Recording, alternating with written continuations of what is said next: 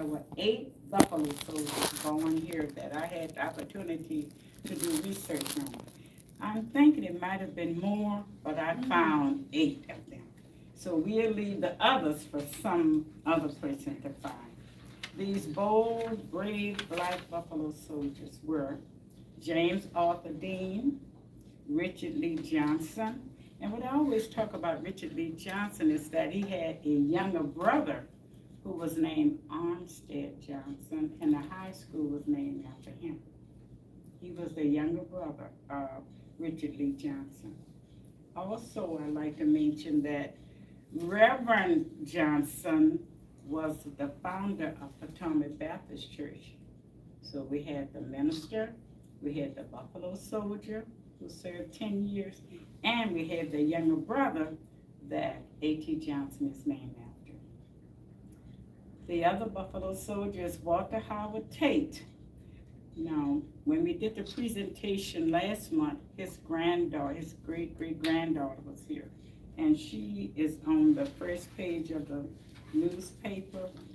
Do I still have it? Oh, okay.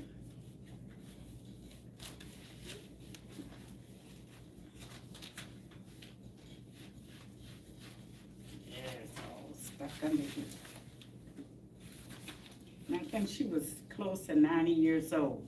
So she came and spent the entire afternoon with us, and she made the first page of the newspaper. And I'm so pleased to say that they sold all of the newspapers, and they usually don't sell them all. But they bought the newspapers, and she took a lot of them to Maryland to her great-great-grandchildren, and they were so pleased to see her. Also, this buffalo soldier is unique because he has a highway marker. I did the research, and if you travel on Zacata Road, you will see this highway marker of Walter Tate.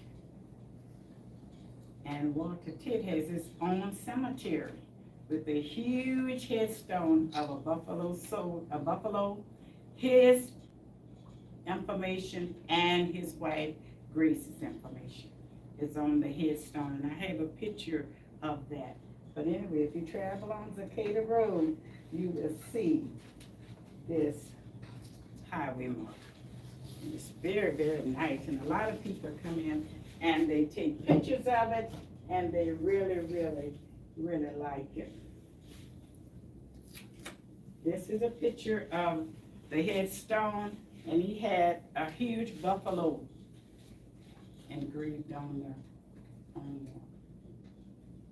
And it's really, really impressive. If you go to the cemetery, you will see it. It's on a hill. It's nice and clean. The relatives take care of it, and it looks very, very nice. So that's one of our buffalo soldiers. So another one that we had is Samuel Hampton Fauntleroy, Moses Johnson, Isaac Carter, Daniel Rose, and the last one, which was really one of my favorites, was John Lewis. John Lewis lived in Hague, and he left here at a young age, and he traveled to Baltimore, Maryland, and enlisted. And he was in the military 31 years. And finally, he had traveled all over. And he was one of the soldiers, well, they all were, that were instrumental in having 8 states added to the Union. These states are Arizona, New Mexico, Colorado, North Dakota, Montana, Utah, Oklahoma, and South Dakota. Because of the taming of the West, of the Buffalo Soldiers, these states were added to the United States. So that's what we had on the 8 Buffalo Soldiers, and we had maps that you can take home, and the map of Westmoreland County will show you Kinsale, Hague, Zacata, all the places where these Buffalo Soldiers were born. Now, they wanted to leave home because they didn't have any money, and there's big, big families living together in these old rambling houses. So a lot of them put their ages up from 16 and 17 to 21 to join the Buffalo Soldiers that was established in 1866 at Fort Concho. Now here we have our rendition of Fort Concho. When they left here, this is where they went to Texas, and a lot of them had never, ever been out of Westmoreland County. These 8 soldiers served 73 years together, all of together, and I added all the ages up, it came to 73 years, of course, with John Lewis serving the longest. And that's the history of the Buffalo Soldiers. We have their names up here, where they were: Tucker Hill, Kinsale, Sandy Point, Three-Way, Acorn, Hague, and Zacata. That's where they came from. Only 3 of them returned to the hometown. It was Walter Tate, of course, with his graveyard and everything. He came back home and married. And we also had Richard Johnson. He came back home, and he was a deacon at his father's church, and he lived a real nice life. The $13 a month that he made as a Buffalo Soldier, well, as he saved it, came home, purchased property, got married, had 2 children, and he lived throughout all of his days in Westmoreland County. James Arthur Dean left, and he did not return to Westmoreland County. He went to Anna, Pennsylvania, and he stayed there throughout his life, and he's buried near the big military cemetery there. So Daniel Rose came back, but the other 5 were buried somewhere out west in graves that were unmarked. Today, I want to share the life of another Buffalo Soldier. Now, this Buffalo Soldier is very, very unique, and this Buffalo Soldier is different from all of the other Buffalo Soldiers. The legend of Cathay Williams, female Buffalo Soldier. Today, I'm dressed as Cathay Williams. My mother was a slave and gave birth to me in September. The year was 1844. She was only 20 years old. Now, my father was a free man of color. My parents were not married because a free man could not marry a slave, so they were never married. Now, my place of birth was Independence, Missouri. Now, since my mother was a slave, I was a slave as well. When I was 4 years old, my mother and I were sold to Mr.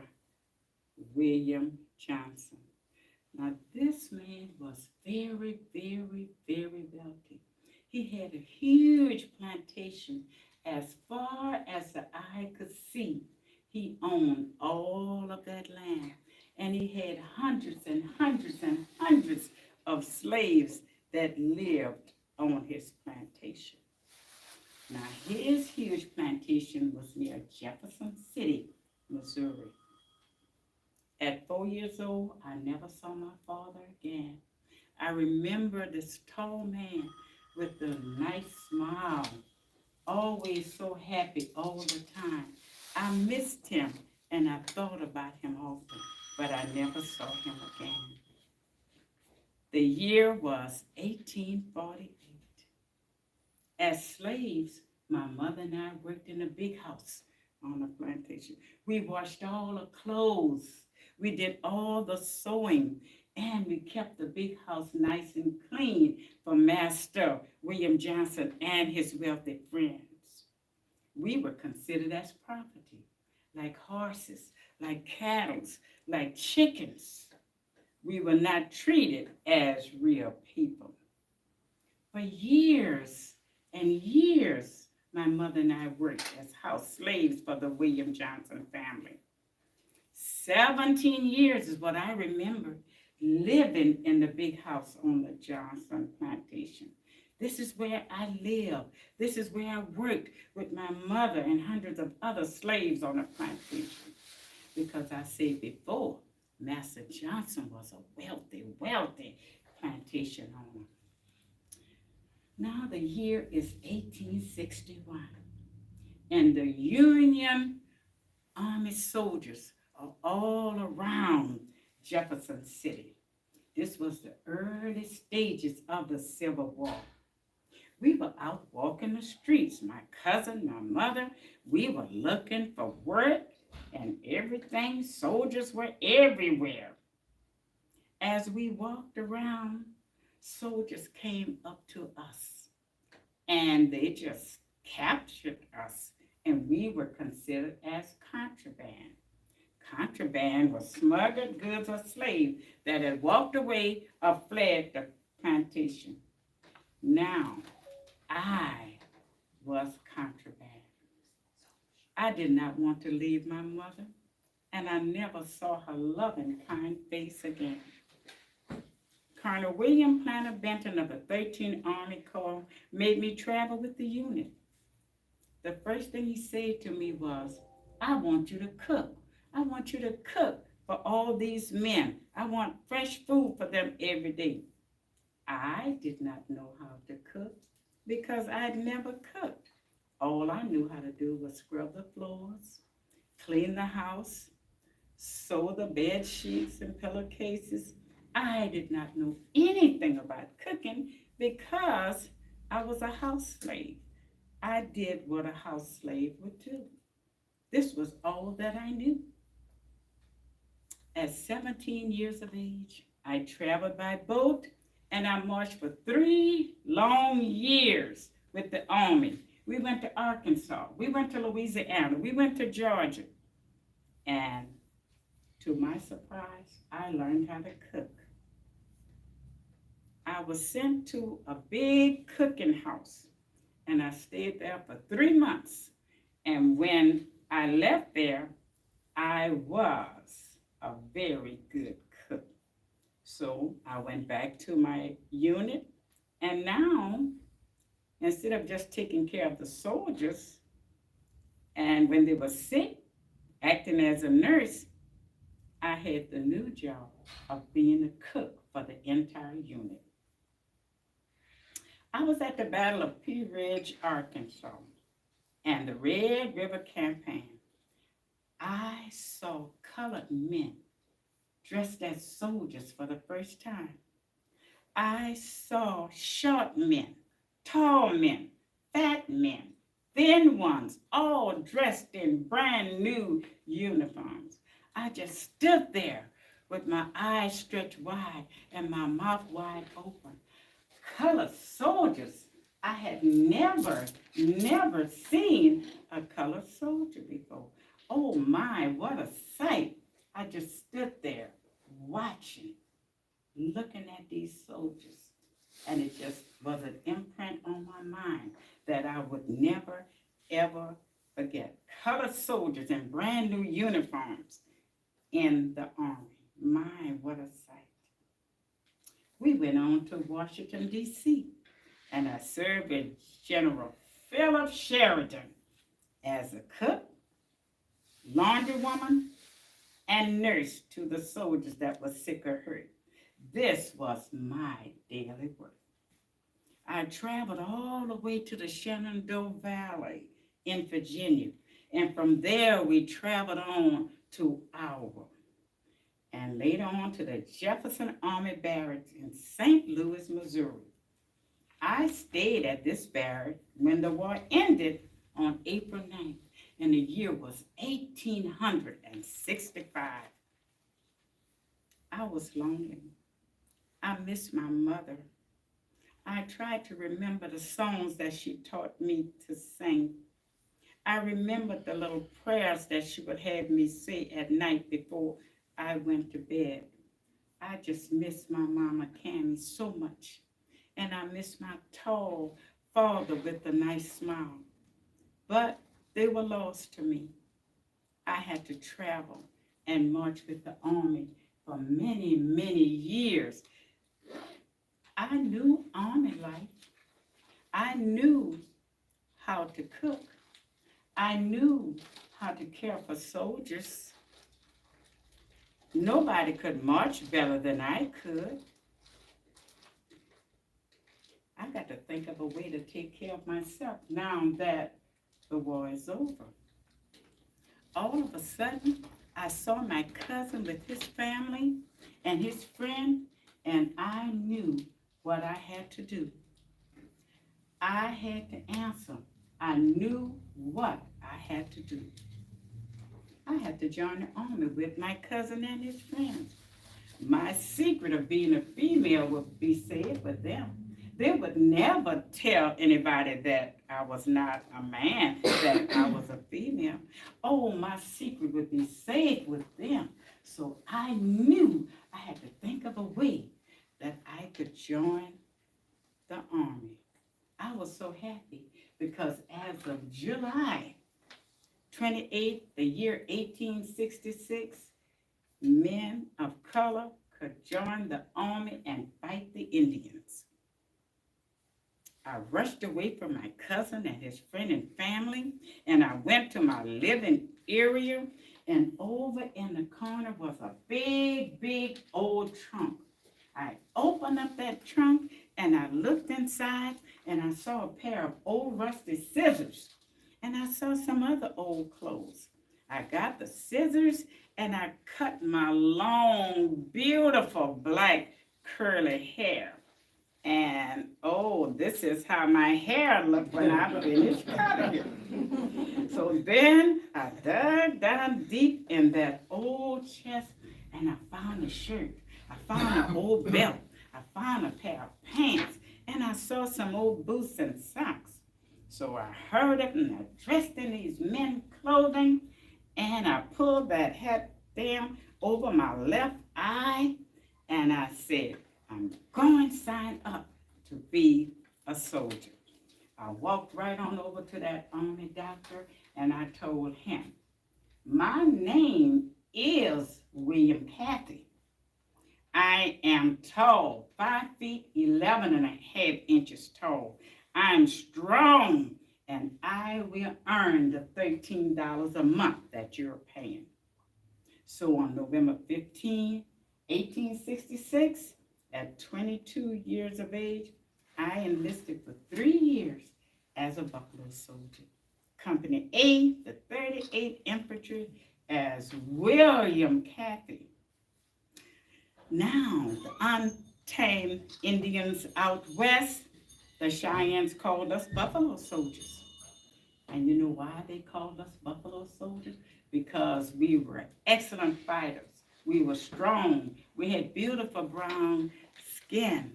We had short, curly hair. We were strong. We were furious in our fighting. And the Indians admired that. So they called us Buffalo soldiers. And we liked that name. And we drew pictures of the buffalo and we put it on our hats. We put it on our chests. And we put the picture of the Buffalo soldier on our flags. We were so proud to be called Buffalo soldiers. And wherever we would go, they would say, how did you get that name? And then we would tell them about the Indians and how the Indians named us Buffalo soldiers after their prize buffalo. Well, I was a marching soldier. Never rode on a horse, marched everywhere. We went to Missouri, then on to Colorado, then to New Mexico. I was an excellent soldier. I could march, I could run, and I could shoot a musket. And I was taller than most of the men, almost 6 feet tall. And I was thin, and I moved real fast. So when we had guard duty, I carried my musket, and I helped protect the settlers from robbers. And because of us and how strong we were and how we persevered and how we watched out for the outlaws, the wild animals, and the Indians, we found water. We built the forts. We kept the forts in good repair and shape. We were vigilant. We were hard workers. We were dedicated. Because not only were we getting $13 a month, we were learning how to read and write. because most of us could not read or write when we left home because we put our ages up from 15 to 18 or 19 and we hadn't been to school. So at night, they would teach us how to read and write. And many of us would send money home out of the $13 to our families to help them back home. Well, a lot of times we did not have the best of food. A lot of times we didn't have the best of water. And then we had to go to the hospital. Now, my secret was never discovered that I was a female when I went to the hospital. And I went because um, I had a sickness. I didn't know what it was. And then with all of us living together, sometimes we would have a disease that was called the itch, where we scratched a lot. So we'd go to the hospital for that. And then I had other problems from the bad water and the food. But almost 3 years, no doctor had discovered that I was a female. Well, I got tired of being in the military because remember, I had been in the military since I was a very young girl. So I decided that I was going to pretend that I was sick. So early that morning, I went to the hospital and the young doctor started examining me. And oh, to his surprise, he found out that I was a female. He screamed and ran out of the hospital, and he went to the head commander, who was Captain Charles E. Clark. And when Captain Charles E. Clark looked at me on October 14th, 1868, and he saw that I was a female, he discharged me quick, fast, and in a hurry. And that was the end of it. He gave me all of my money, and I liked the West. I liked the mountains and everything. And I said, I will live out West, and I will make this my home. So when I was sent out of the military, I went looking for a place to stay. And finally, when I got to New Mexico, I stayed there a while. Then I moved on. Then I went to Pueblo, Colorado. I liked it there. Remember, I could sew, I could do laundry, I could cook, and I could take care of myself. Everywhere I went, the people liked me, and they called me Miss Kate. I was no longer William Cathay, Buffalo Soldier. I had a new small little house at the edge of the woods, and I had a beautiful golden view of the mountain. Oh, I love looking at the moon at night high in the sky and the mountains there. For the first time since I was 4 years old, I was happy. I still thought of my father with a beautiful smile. I miss my mother would sing to me and do the prayers with me at night, but I was happy. I was happy. I was no longer a slave. I was no longer a washerwoman. I was no longer a nurse to the soldiers. I was proud. I was living in a place where no slave had ever been, where no slave had ever traveled. I had a home. I had a voice.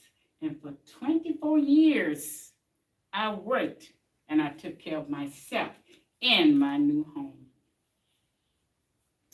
Well, I noticed lately that I wasn't feeling very well, and I had gone to the doctor, and he had removed many of my toes, but I was slowing down, and I was getting concerned because I wondered how I was going to be able to take care of myself.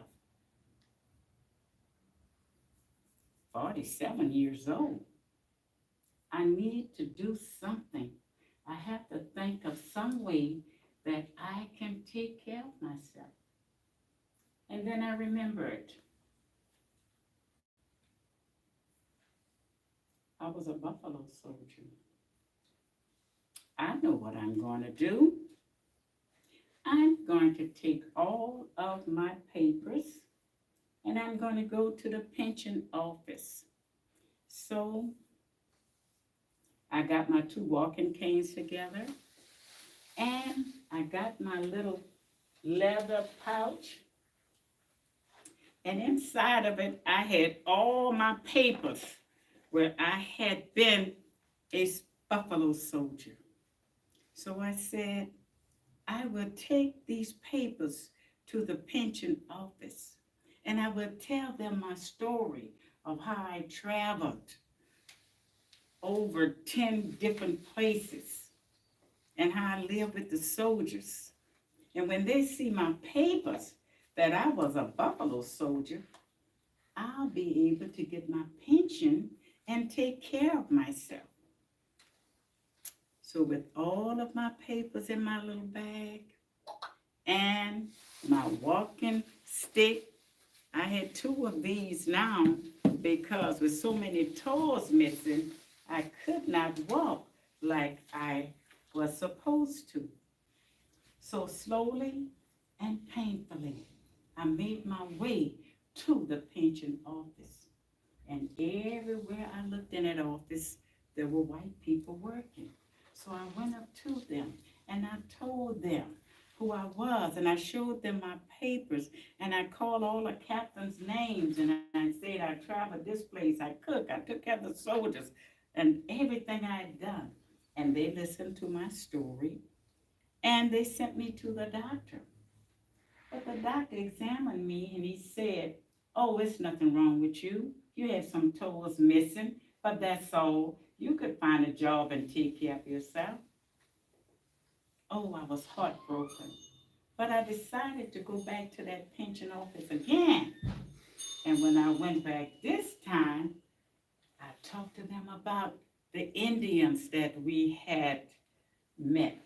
I talked about the boats that we had built. I talked about how we took care of the passengers traveling out west and how many places were settled because of all of us traveling out there and how we fought the outlaws and the wild animals. Nothing. I went back to the pension office one more time, that third time I went. And this time they said, you will not get your pension, so you don't need to come back anymore. We cannot help you. Oh, I was so heartbroken. I put all my papers in my little tattered leather bag.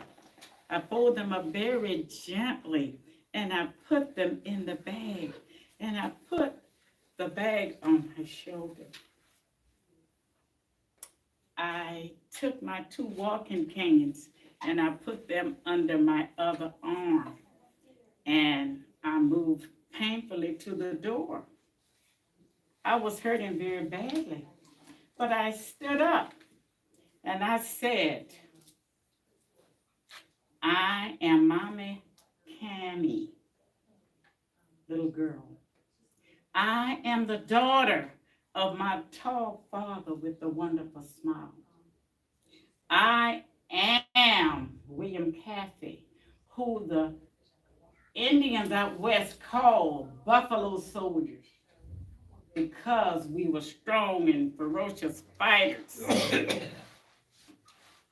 I will not cry in front of these people because I am the buffalo soldier. So I put my head in the air and I straightened up my back, and this was William Cathay, the buffalo soldier. This was the daughter of my smiling father. This was Mama Cammie's sweet little daughter that walked all the way home to the little stone house in Pueblo, Colorado. When I got home, I went to my old rocking chair on the porch And I pulled my chair out to the middle of the porch. And I got my old tattered blanket. And I sat down and I covered myself up very snugly. And I rocked in my chair, back and forth. And a strange, strange feeling came across me. And I remembered all the white captains that I had served under as I traveled. I remembered all the soldiers that I'd met, and a picture in my mind of the colored soldiers, the tall ones, the thin ones, the fat ones. I could see all of them. And as I remembered all those years as a Buffalo soldier and then working with the Union Army, I began to relax and I rocked back and forth in my chair and I pulled old blanket closely over my arms because the night had grown colder. And as I rocked back and forth, I began to smile and then I fell off to sleep.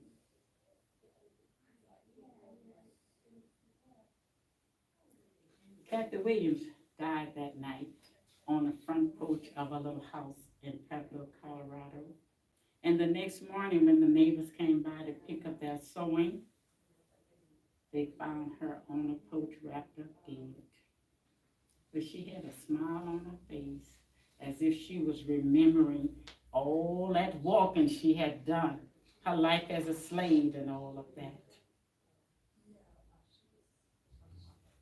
Cathay Williams was buried in an unmarked grave in Colorado. They never found where it was because they had a little wooden cross there, and of course that rotted away, and the wind blew it away. To this very day, no one knows exactly where her burial place is. But Cathay Williams went down in the history book as the only documented female black soldier in the world. To this very day, this record has never been broken. There are monuments for Cathay Williams all over the place now, stone benches, just everywhere you go, highway markers, everything for Cathay Williams, first female black Buffalo soldier. Thank you.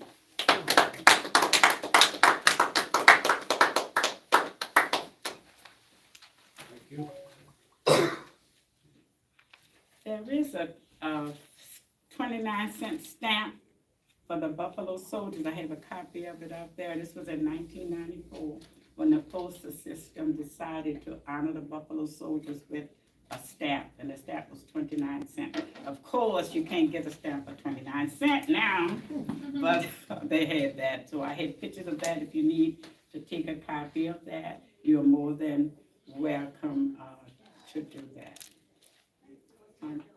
Questions? All right. I went, when my daughter was living in Houston, Texas, she took me to the only Buffalo Soldier Museum in the United States in Houston. And she purchased a book for me of Cathay Williams.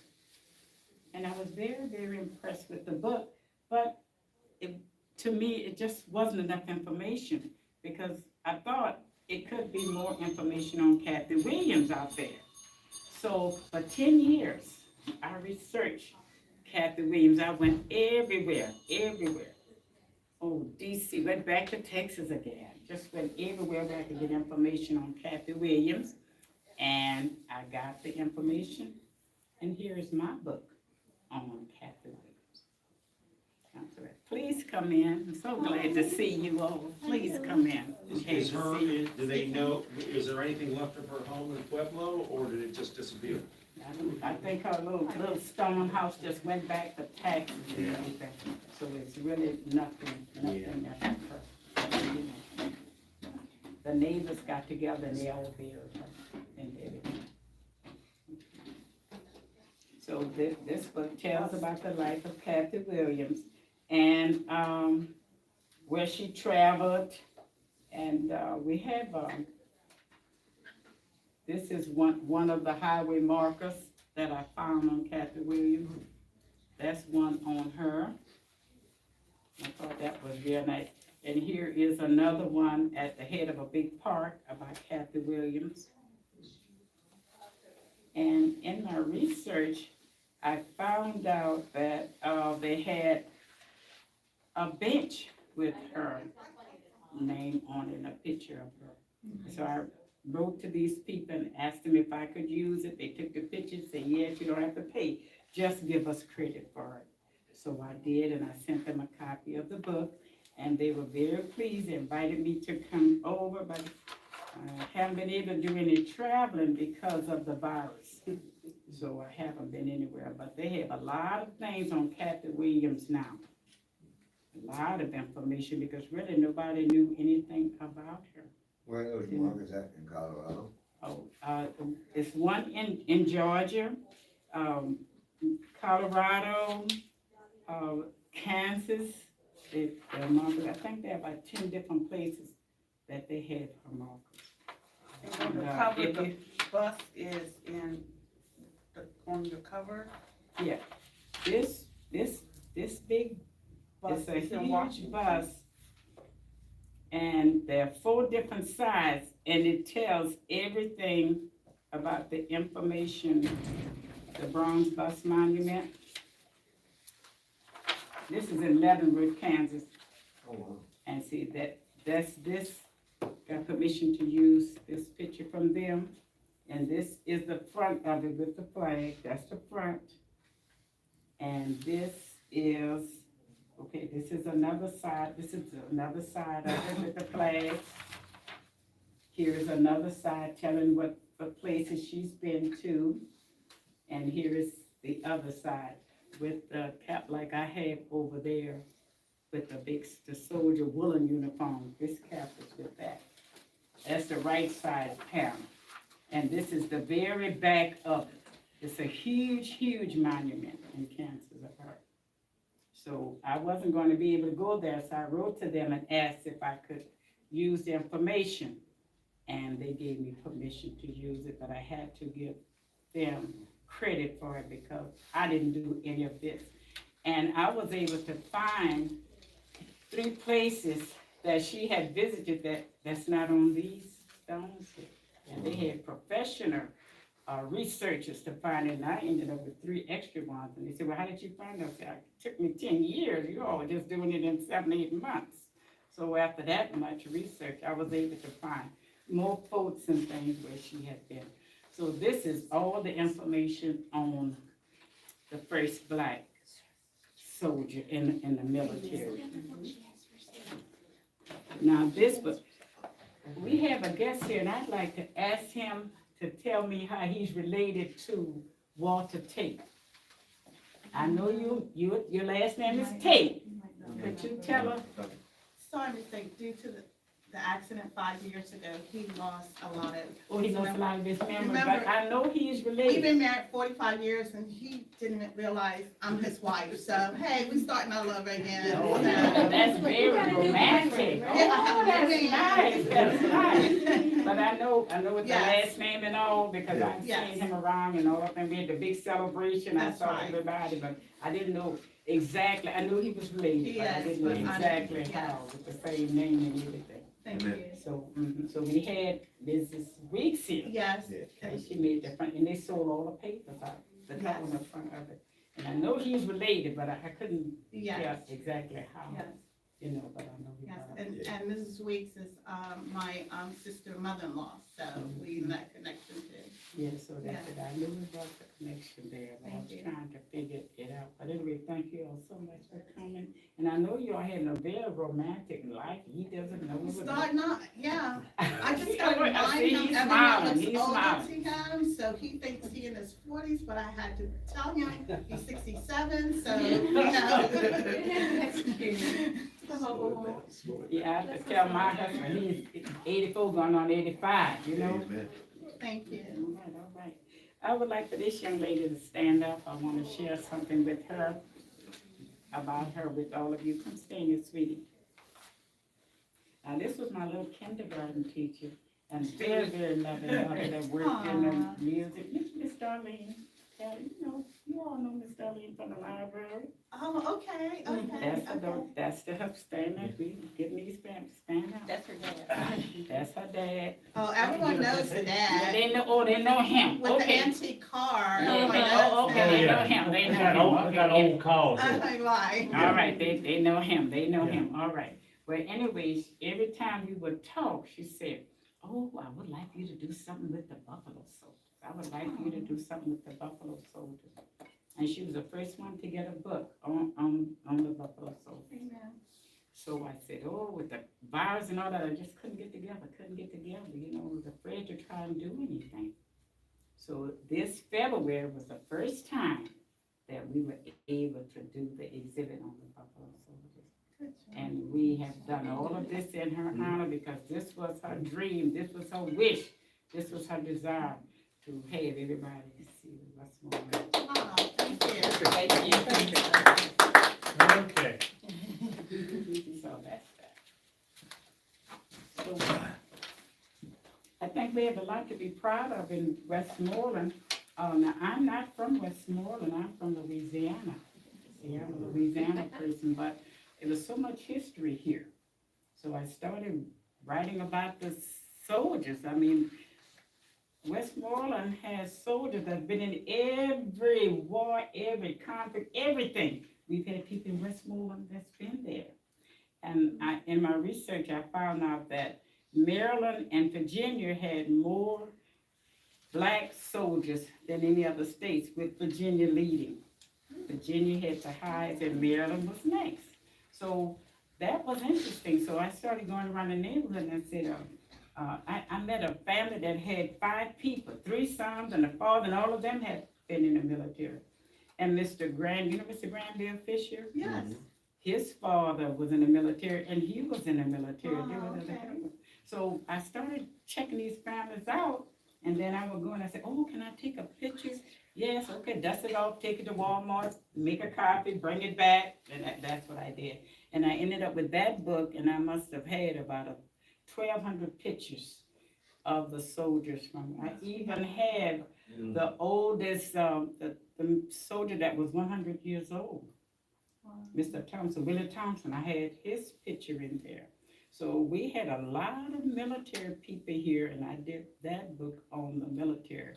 But I'd never been to a state with so, county or a state with so much history.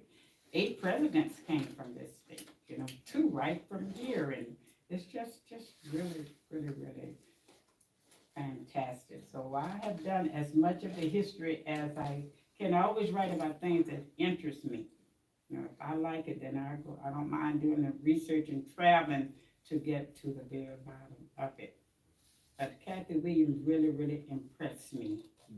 And then another thing I found out, we have a Tuskegee Airman here, right on the road going to Colonial Beach. Oh, okay. Charles Bernard Smith, Okay. Tuskegee Airman. So I wrote about him. The oldest black church, Zion Baptist Church. Right. I did research on that. Then we had 2 brothers that were Revolutionary soldiers that was with George Washington when Cornwallis surrendered in Yorktown. The McCoy brothers, right up there, there's a highway mark on them. So, and there are a lot of McCoys here in the family now, around here, but McCoys all over the place. And then we had one Ashton man that was with George Washington throughout his military life. He served with him.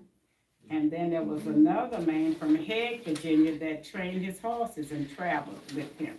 So it's a lot of history here in Westmoreland County. And I was hoping I could find somebody that could, well, I'm going on 84 years old. I'm looking for somebody else to kind of pick up things and take over. That's what can you help me, Mrs. Tate? Let me make it through. Okay, make it through this, okay. So, No, all right. But anyway. I'm trying to leave a legacy too, with them, the first African-American female ever elected in Westmoreland County on the Board of Supervisors. So I'm trying to find young people to pass that on to. That'd be awesome. So we're Don't be gonna- mad at me because I'm on the board of supervisors. That's what we're looking for, so that's it. Now, we have some nice refreshments, we'd like for you all to have something, for St. Patrick's Day, we have a lot of green. Yes. And thank you all so much, thank you, thank you, Thank you.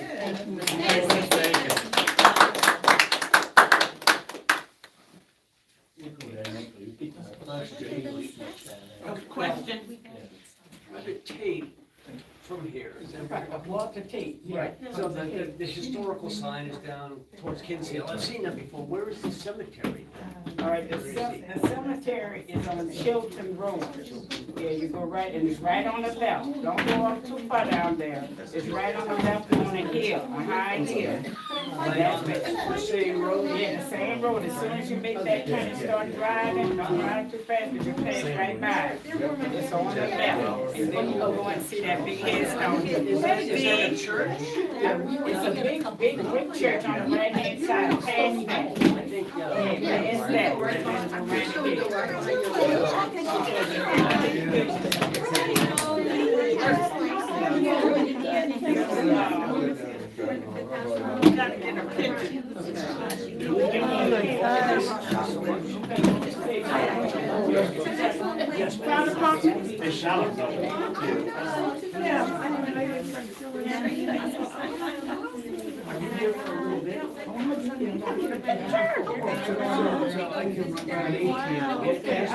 But on one condition, they don't go by the.